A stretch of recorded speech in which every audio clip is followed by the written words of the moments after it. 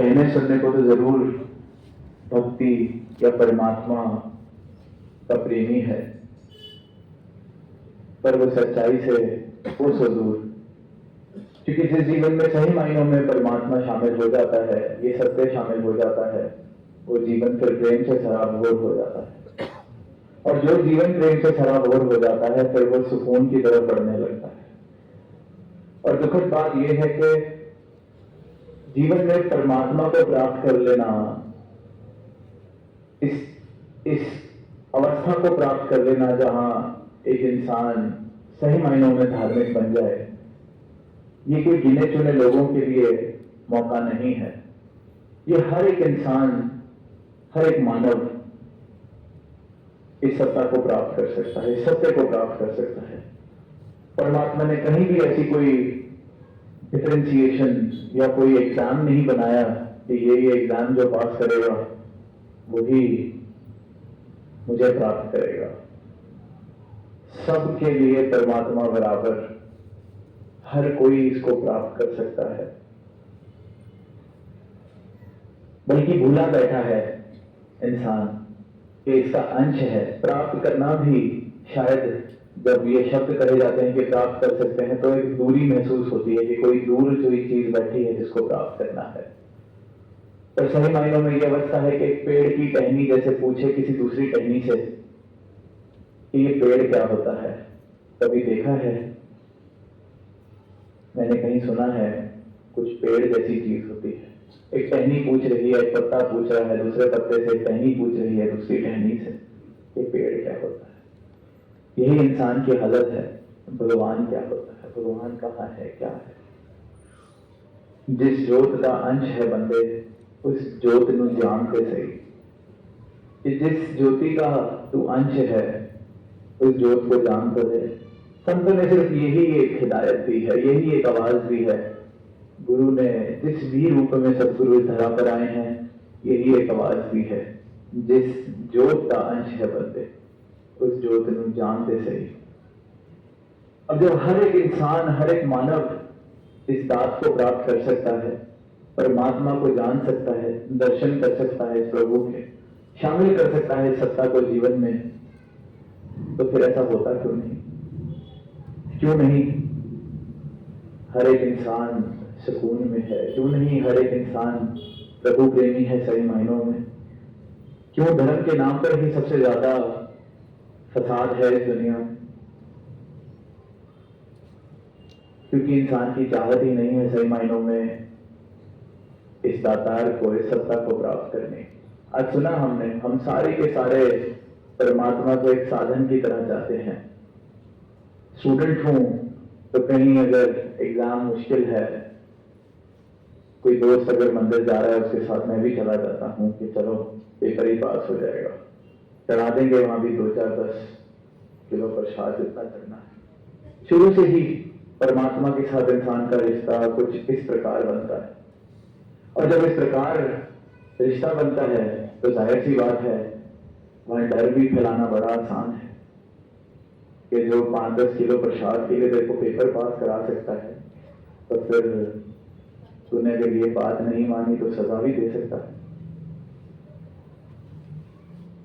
तूने फलाने दिन अगर कुछ ऐसा भोजन प्राप्त कर लिया जो नहीं करना चाहिए था, तो फिर उस दिन तुझे नुकसान भी हो सकता है। बहुत आसान है, इंसान खुद ही फंसता है। एक पेपर पास करना था, 2-4-10 किलो की प्रसाद चढ़ाने से जो कहानी शुरू हुई थी, वो जीवन भर का एक ऐसा रिश्ता बन जाता है जहां या डर चल रहा है या किसी न किसी तरीके की सौदेबाजी चल रही है। और इस सौदेबाजी के खेल को इंसान ने खुद ही शुरू किया, खुद ही उसकी टर्म्स एंड कंडीशंस बनाता है, चलता जाता है, और ये जीवन जो अनमोल दात उतना बारंबार ऐसे ही बीत जाती है। और जो प्राप्त करना था, जो प्राप्त किया जा सकता था, उससे इंसान वंचित रह जाता है।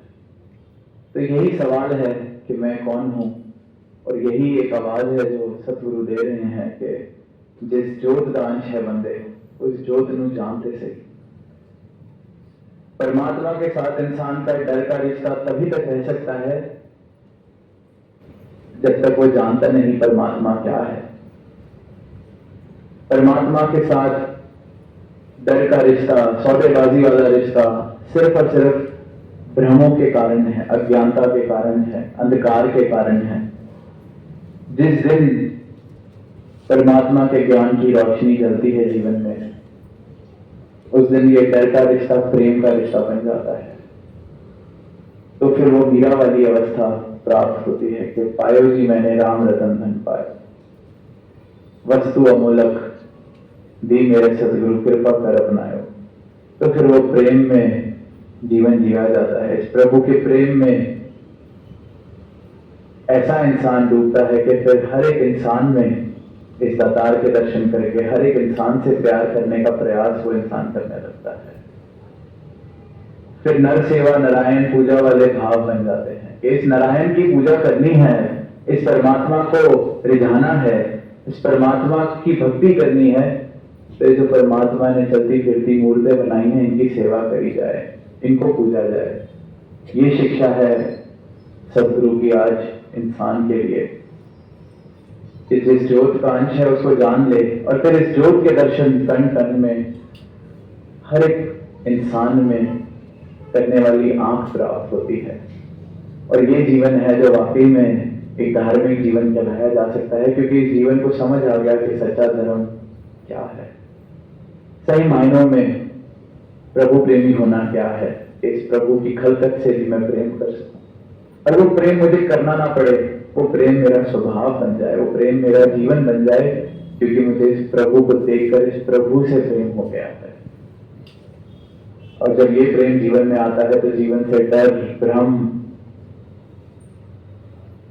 कर्मकांड, अनेक अनेक तरीकों की जो मैंने दीवारें खड़ी कर ली हैं, किसी को अपने से बड़ा मान लिया है, किसी को अपने से छोटा मान लिया है, किसी को ऊंचा मान लिया है, किसी को नीचा मान लिया है, खुद को सबसे ऊंचा मान लिया है। जितनी भी दीवारें मुझे किसी से दूर कर रही हैं, वो सब अपने आप ढह जाती हैं, क्योंकि सब की सब अंधकार और अज्ञानता की वजह से खड़ी थी। और जिस अंधेरे कमरे में एक बल्ब भी जल जाए, एक दिया भी जल जाए, एक माचिस की तीली भी जल जाए, उस कमरे में फिर रोशनी आ जाती है। और रोशनी आ जाती है, फिर उसको हम अंधेरा कमरा नहीं कह सकते। इसी प्रकार जब जीवन में सच की रोशनी आ जाती है, तो ये अंधकार के भरोसे जो दीवारें खड़ी हैं, भ्रम खड़े हैं, वो खत्म हो जाते हैं। तो यही अरदास कि ये मानव जन्म मिला है, तो इस जन्म की हम कीमत कर सकें, मंजिल मकसूद प्राप्त कर सकें, इस सत्य को प्राप्त कर सकें। यही अरदास परमात्मा से, दातार से हर एक मानव के लिए कि प्रेम भरा भक्ति भरा जीवन सबके हिस्से में आए। प्रेम से कहना।